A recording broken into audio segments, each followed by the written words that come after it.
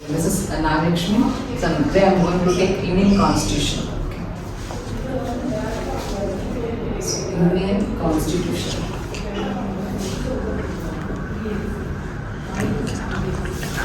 Why a country need a constitution means to regulate or a country la people kala வந்து rules and regulations வந்து கொடுக்கிறது தான் வந்து constitution. ஓகேவா? So constitution அப்படிங்கும்போது ஸோ கான்ஸ்டியூஷனோட ஹிஸ்ட்ரி எப்படி வந்து பிஹைண்ட் தட் என்ன எப்படி வந்து கான்ஸ்டியூஷன்றது கிரியேட் பண்ணாங்க அப்படின்னா 1928 வந்துட்டு நேரு ரிப்போர்ட். ஓகேவா? 1928 நேரு ரிப்போர்ட்லேயே வந்து இந்தியாவுக்குன்னு ஒரு தனி கான்ஸ்டியூஷன் வேணும் அப்படின்னு சொல்லியிருந்தாங்க. ஸோ அதுக்கப்புறம் 1935 ஆக்ட், இந்தியா ஆக்ட் ஆஃப் 1935லையும் வந்துட்டு government of India act. So இதுலேயும் வந்து இந்தியன் கான்ஸ்டியூஷன் வேணும், ஏன்னா அதில் நிறைய ப்ரொவிஷன்ஸ் நம்ம வந்து எடுத்திருக்கோம். ஸோ பிஹைண்ட் தட் இந்த ஹிஸ்ட்ரியில் வேறு என்ன அப்படின்னா 1946 கேபினெட் கமிட்டின்னு ஒரு கமிட்டி வந்து வந்தது இங்கிலாந்து. ஓகேவா? ஸோ இந்த கமிட்டி தான் சொன்னாங்க உங்களுக்கு தேவையான நீங்கள் எல்லாத்தையுமே உங்களோட கண்ட்ரிக்கு என்னெல்லாம் கான்ஸ்டியூஷனுக்கு என்னெல்லாம் வேணுமோ நீங்கள் ப்ரிஃபர் பண்ணிக்கோங்க, ஒரு கான்ஸ்டியூஷன் கமிட்டியை ஃபார்ம் பண்ணி நீங்கள் வந்துட்டு பண்ணுங்க அப்படின்னு சொல்லியிருக்காங்க. ஸோ அதுக்கப்புறமா தான் வந்து 1946 டிசம்பர் 9 அன்னைக்கு தான் வந்து கான்ஸ்டியூஷன் கமிட்டி ஃபார்ம் பண்ணிட்டு ஃபர்ஸ்ட் கான்ஸ்டியூஷன் மீட்டிங் வந்து கண்டக்ட் பண்ணாங்க. ஸோ ஃபர்ஸ்ட் ஹெட் யார் இருந்தாங்க அப்படின்னா டாக்டர் சச்சிதானந்த சின்ஹா. ஸோ அவர் வந்து ஆஃப்டர் தட் அந்த த வெரி நெக்ஸ்ட் டே வந்து அவர் இறந்துடுவார். ஸோ டிசம்பர் 11 ஓகேங்களா? ஸோ டிசம்பர் 11 வந்து டாக்டர் ராஜேந்திர பிரசாத் அவர் தான் வந்து பெர்மனன்ட் ஹெட்டாக வந்து அப்பாயிண்ட் பண்ணியிருப்பாங்க 1946 டிசம்பர் 11 அன்னைக்கு. ஸோ அதுக்கப்புறம் என்ன பண்ணியிருப்பாங்க அப்படின்னா கான்ஸ்டியூஷன் கிரியேட் பண்ணுறதுக்காக இந்தியாவிலேருந்து மொத்தம் வந்து டிராஃப்டிங் கமிட்டி அந்த மாதிரி ஹெட் கமிட்டி அதுக்கப்புறம் கமிஷன்ஸ் கமிட்டின்னு சொல்லிட்டு கிட்டத்தட்ட 6 கமிட்டிஸ் இருந்திருப்பாங்க. ஸோ மொத்த கான்ஸ்டியூஷன் கமிட்டி எலெக்ட் பண்ணுறதுல 289 மெம்பர்ஸ் இருந்திருப்பாங்க. ஓகேங்களா? ஸோ இந்த 289 மெம்பர்ஸில் கொஞ்சம் பேர் வந்து ப்ரொவின்சஸ்லேருந்து, கொஞ்சம் பேர் வந்து ஸ்டேட்ஸ்லேருந்து, கொஞ்சம் பேர் வந்து பிரின்சிபல் ஸ்டேட்ஸ்லேருந்து அப்பாயிண்ட் பண்ணியிருப்பாங்க. ஸோ இதில் டிராஃப்டிங் கமிட்டி ஹெட்டாக இருந்தவர் தான் யார் அப்படின்னா doctor B.R. Ambedkar, father of Indian constitution அப்படின்னு சொல்லுவோம் இல்லையா? ஸோ அவர் தான் வந்து drafting committee head doctor B.R. Ambedkar. So அவங்க என்ன பண்ணிப்பாங்க அப்படின்னா கிட்டத்தட்ட அரௌண்ட் 120+ கண்ட்ரீஸ்க்கு வந்து ட்ராவல் பண்ணியிருக்காங்க. எல்லா கண்ட்ரிஸோட கான்ஸ்டியூஷன்ஸையும் பார்த்து 64 lakhs அப்போவே 64 lakhs வந்து செலவு பண்ணிட்டு இந்தியன் கான்ஸ்டியூஷன் வந்து பில்ட் பண்ணியிருப்பாங்க. ஓகேவா? ஸோ எவ்வளோ நாளில் இந்தியன் கான்ஸ்டியூஷன் கம்ப்ளீட் பண்ணியிருப்பாங்க அப்படின்னா 2 years 11 months and 18 days. So constitution complete பண்ணி முடிச்சது எப்போ அப்படின்னா 1949 November 26. ஸோ அப்போ தான் வந்து கான்ஸ்டியூஷன் ஃபுல்லாக எழுதி கம்ப்ளீட் பண்ணிவிட்டு ஹேண்ட் ரிட்டனாக எழுதின காப்பி எங்கே இருக்குது அப்படின்னா இப்போ இருக்க கல்கட்டாவில் மியூசியமில் வந்து வச்சுருக்காங்க. ஃபுல்லாகவே வந்து ஹேண்ட் ரிட்டனாக எழுதுனது. ஸோ 1949 November 26 வந்து கம்ப்ளீட் பண்ணியிருப்பாங்க. ஸோ அது 26 தான் வந்து கான்ஸ்டியூஷன் டே அப்படின்னு செலிப்ரேட் பண்ணுவோம். ஸோ கான்ஸ்டியூஷன் அக்செப்ட் பண்ணது எப்போ அப்படின்னா 1950 Jan 26.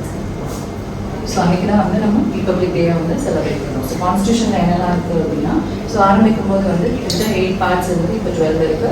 ஸோ அதுக்கப்புறம் வந்து 25 ஷெடியூல்ஸ் இருக்குது, 12 ஷெடியூல்ஸ் இருக்குது அண்ட் 25 parts இருக்குது, 395+ ஆர்டிகல்ஸ் இருக்குது. ஸோ இன்னும் வந்து நம்ம நிறைய அமெண்ட் பண்ணிகிட்டே வரும். கிட்டத்தட்ட 104th அமெண்ட்மெண்ட்டுக்கு அப்புறம் 101 வந்து GST. ஸோ அதுக்கப்புறம் அமெண்ட்மெண்ட்ஸ் அப்படின்னு நிறைய வந்துட்டுருக்கு. ஸோ பேசிக்காக கான்ஸ்டியூஷனில் என்ன இருக்குது அப்படின்னா ஃபர்ஸ்ட் பார்ட்டில் வந்துட்டு இந்தியா யூனியன் ஆஃப் ஸ்டேட்ஸ் அப்படின்னு சொல்லுவோம். India union of states. So இதில் வந்து ஆர்டிகல்ஸ் 1 to 4 இருக்கும். இந்த 1 to 4 ஆர்டிகல்ஸில் என்ன சொல்லியிருப்பாங்க அப்படின்னா ஃபுல்லாகவே வந்து இந்தியாவில் யூனியன் ஆஃப் ஸ்டேட்ஸ்லேருந்து எப்படி இருக்கணும், ஒரு ஸ்டேட்டோட நேமை வந்து சேஞ்ச் பண்ணணும்னா என்ன மாதிரி வந்து ஸ்டேட் லெஜிஸ்லேட்டிவ் அசம்பிளியில் என்ன மாதிரி வந்து பில் பாஸ் பண்ணணும். அதுக்கப்புறமா வந்துட்டு ஸ்டேட் ரீஆர்கனைஸ் பண்ணுறது, ஒரு ஸ்டேட்டோட பவுண்டரி இன்னொரு ஸ்டேட்டோட பவுண்டரியோட ஜாயின் பண்ணுறதுக்கு என்ன பண்ணணும். ஓகேவா? ஸோ அதெல்லாம் வந்து இந்த 1 to 4 ஆர்டிக்கலில் இருக்கும். அடுத்து வந்து பார்ட் 2ல வந்து சிட்டிசன்ஷிப். ஓகேவா? குடியுரிமை வந்து சிட்டிசன்ஷிப் வந்து 5 to 11 ஆர்டிகல்ஸ். ஸோ 5 to 11 அப்படிங்கிறது வந்துட்டு அதில் என்னெல்லாம் மென்ஷன் பண்ணியிருப்பாங்க அப்படின்னா ஒரு இந்தியன் சிட்டிசனாக இருந்தால் அவங்களுக்கு என்னெல்லாம் வந்து பேசிக்காக என்ன ரெக்யர்மெண்ட்ஸ் இருக்கணும். ஸோ ப்ளஸ் வந்து இந்தியன் சிட்டிசன்ஷிப் அக்யர் பண்ணுறதுக்கு 5 டைப்ஸ் கொடுத்துருப்பாங்க. இந்தியன் சிட்டிசன்ஷிப் வேணாம் அப்படின்னு சொல்லிட்டு அது வேணான்னு சொல்கிறதுக்கு 3 மெத்தட்ஸ் வந்து கொடுத்துருப்பாங்க. ஓகேவா? ஸோ 5 மெத்தட்ஸ் வந்து பை நேச்சுரலைசேஷன், பை பர்த், அந்த மாதிரி 5 கொடுத்துருப்பாங்க, 5 கிரைட்டீரியா கொடுத்துருப்பாங்க. அதே மாதிரி வேண்டான்னு சொல்றதுக்கு ஒரு 3 கிரைட்டீரியாஸ் வந்து மென்ஷன் பண்ணியிருப்பாங்க. பார்ட் 3ல இருக்கிறது வந்து fundamental rights. So fundamental rights வந்து article 12 to 32. 12 to 32. So 12 to 32 வந்துட்டு ஃபண்டமெண்டல் ரைட்ஸ், அதாவது பேசிக்காக வந்து ஒரு இந்தியன் சிட்டிசனாக இருக்கிறவங்களுக்கு இங்கே என்னெல்லாம் ரைட்ஸ் இருக்குது. Right to speech, right to speech, right to work and right to live anywhere in the country. So அந்த மாதிரி பேசிக்காக அவங்களுக்கு என்னென்ன ரைட், இப்போ நம்ம வந்து ஒரு 81st கான்ஸ்டியூஷன் அமெண்ட்மெண்ட் 2002 என்ன சொல்லியிருப்பாங்க அப்படின்னா 14 இயர்ஸ் வரைக்கும் இப்போ எல்லாருக்குமே வந்து ஃப்ரீ எஜுகேஷன் கொடுக்கணும்னு சொல்லியிருக்கோம். ஸோ அதுவும் வந்து எதில் அமெண்ட்மெண்ட் பண்ணியிருப்பாங்க அப்படின்னா ஃபண்டமெண்டல் ரைட்ஸ் தான் அமெண்ட்மெண்ட் பண்ணியிருப்பாங்க. ஸோ இதுக்கப்புறம் என்னெல்லாம் பார்ட்ஸ் இருக்கும் அப்படின்னா ஃபண்டமெண்டல் டிபிஎஸ்பின்னு சொல்லுவோம்.